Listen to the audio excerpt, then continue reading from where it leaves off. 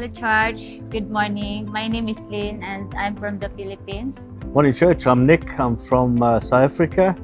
Before Lynn steps in and tells everybody about her story of her cancer trip and the blessings of God and her journey through this whole process, I just want to talk about the blessings that we've received from God, from the church, from friends, from family. And the first blessing I really want to talk about is Lynn and her faith through this whole process.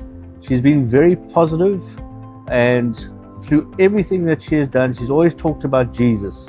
Jesus has been with her, Jesus is healing her, and Jesus has stood by her this whole experience. During the pre-surgery, when we knew that she had cancer, the doctor was adamant that he was going to remove 100% of her stomach, and then obviously during surgery he only removed 80%, which is a huge blessing, because at least now she's got a portion of her stomach and she can operate normally. She embraced the whole experience of the chemotherapy, the surgery, and the post-surgery.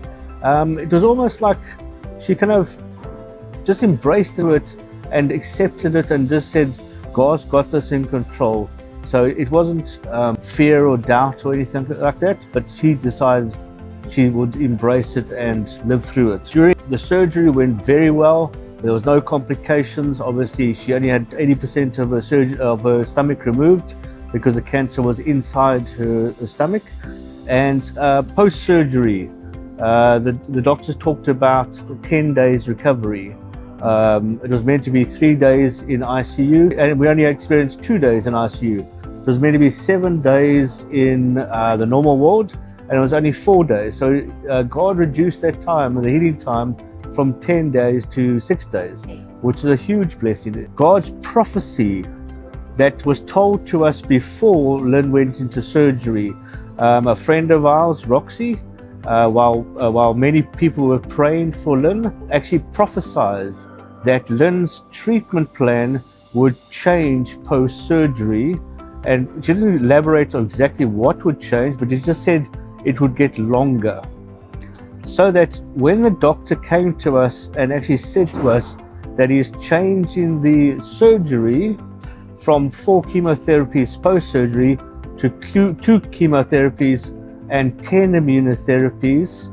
Now, please understand that immunotherapy is very much less poison, effectively, than chemotherapy, because chemotherapy is just, it breaks down your whole immune system. Was a huge blessing. And God told us about this months before. So when the doctor posed the question to us of the treatment plan changing, it was an easy decision for us that God had prepared us for. And please understand that Lynn is still got 7 more immunotherapies, because it's only 1 immunotherapy per month, and she's still busy with it. And the immunotherapy itself is so much less pain and aggravation that you go through. It's actually quite a breeze, and she's got small side effects, but you don't even recognize them. Just a word from my work. My work was fantastic, and this is a huge blessing. They said to me that Lynn is priority.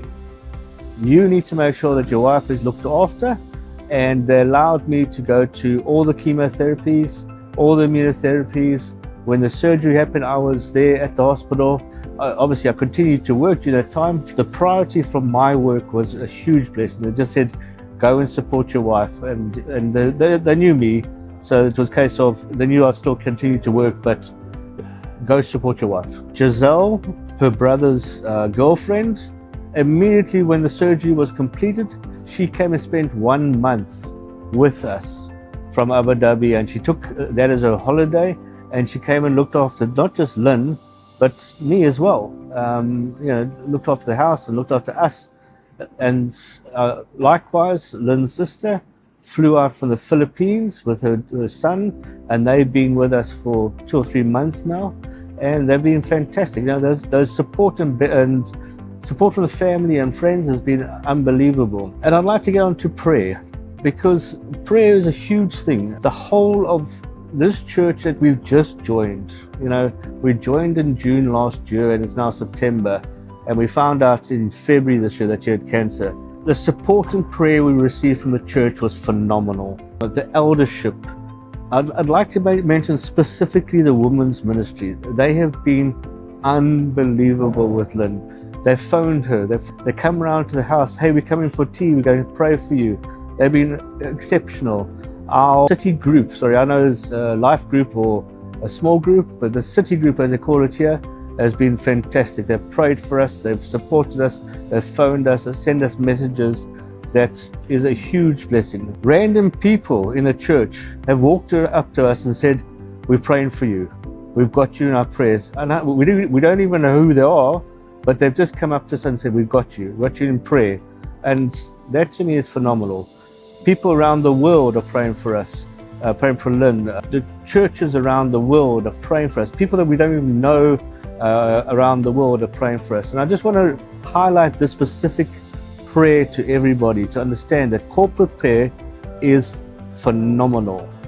God listens to all our prayers, but I truly believe that when we pray as a corporate people, God answers our prayers. It has been phenomenal. Lastly, Lynn's relationship with God has gone from this level to a different level. Every day she's praising and worshiping. She's even through the chemotherapy.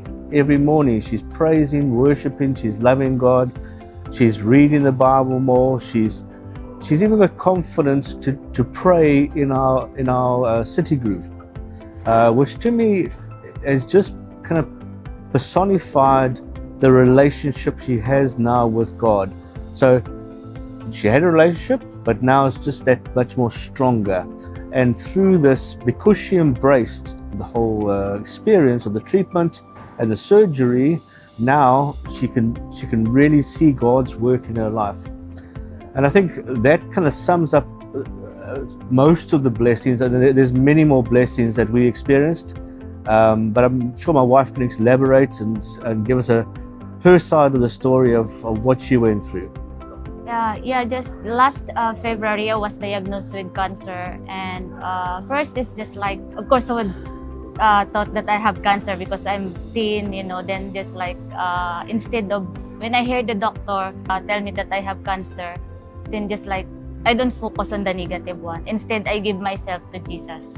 Then I just ask God to just like keep praying, and just like I asked Him to just like I give my life to you, Lord. So then instead of worrying about that you have cancer or whatever problem you faced in life, just keep praying, keep fighting, and trust with the Lord. Have faith with Him, because our Father doesn't abandon us. He just stay with us every step of our struggle we face in life. He's with us. So instead of worrying, stressing yourself that I have cancer, I am sick, whatever problem you have, just keep on praying on it. He is our healer. He's our Father. You are sick.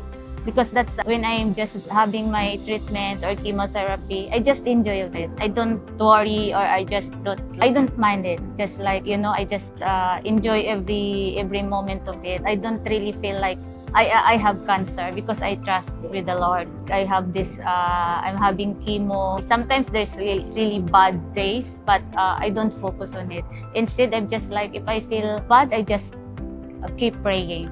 So just have faith. Just have faith with the Lord, because He doesn't abandon you. He doesn't leave us. He's our side every step of our life. So just keep praying. Have faith with Him. I trust God with my life. I give my life to Jesus. I'm not scared, because I know when Jesus doesn't leave me. He's by my side. I'm not afraid because I trust Him with my life. I remember when just like having chemo before, just like every 3 a.m. I just woke up. Suddenly, I woke up. Then what I did, I just pray Bible and pray. I don't pray actually for myself. I pray for other people. And I just read Bible. I just read only what I just saw there. I don't really pray for myself most of the time. I chose to pray for other people. But God's still working on it. Maybe He sees like what's in my heart. So just like, instead of focusing myself, because I know He's with me by my side and He doesn't leave me, I prefer to pray other people than myself. For the people who face like sickness or other trials in their life, just have faith with the Lord. Just don't stress yourself out. Just instead of stressing yourself, oh, I have cancer, oh, I have miscarriage, or I lost this one. Just keep praying, keep fighting, and be positive all the time. Be positive and have faith with Him, because Jesus is really working as long as you trust Him. Yeah, He's with me the whole treatment that I just start with my chemo, and during that treatment, I just really feel God with my life, with my body, because I don't feel like really, with the chemo is what you call this one. The treatment is really bad. It's chemical in our body. So it's just like during that time, because I trust Lord, I just don't feel. I know how God is really working. I don't really feel, because I trust Him. So I don't worry. I don't focus on what I feel. Yeah, I just enjoy it. And just like every morning that I woke up, I just worship. I worship with Him. And just like when you start your day worshiping God, it's like then the whole day it's like very smooth. I live my life like every day as that is my life. I enjoy every moment. I enjoy every chemo, whatever just like I faced, I just enjoy. Because I'm the type of person that I don't focus on the negative. No matter what happened in my day, I just focus myself on the negative. Instead, I look at the bright side. Because if I just look for the negative one, then my whole day, it's like finished because this happened. But instead, I enjoy my day every day. I don't like the negative things.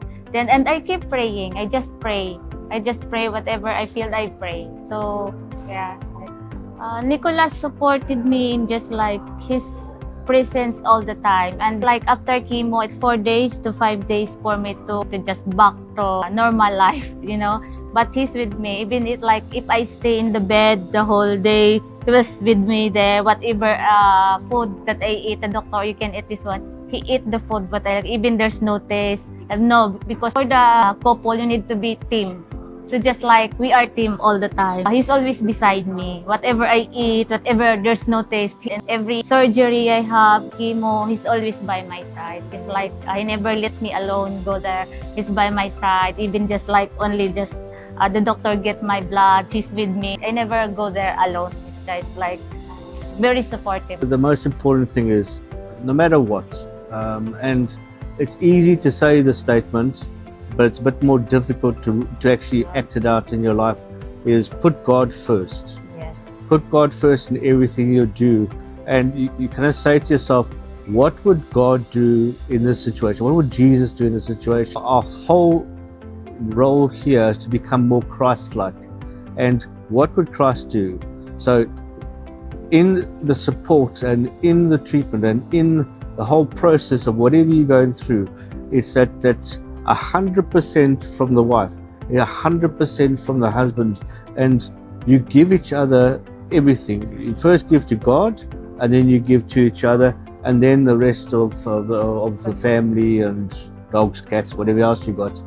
But to me, God first, or spouse second, but it's not 50-50, it's 100% that you give to each other. And the small things count. The small, spending extra time, not doing something that you want to do, but supporting your spouse in whatever you're going through is extremely important. Yeah. He always remind me, it's like God first before me. It's like you love me, but you love God first.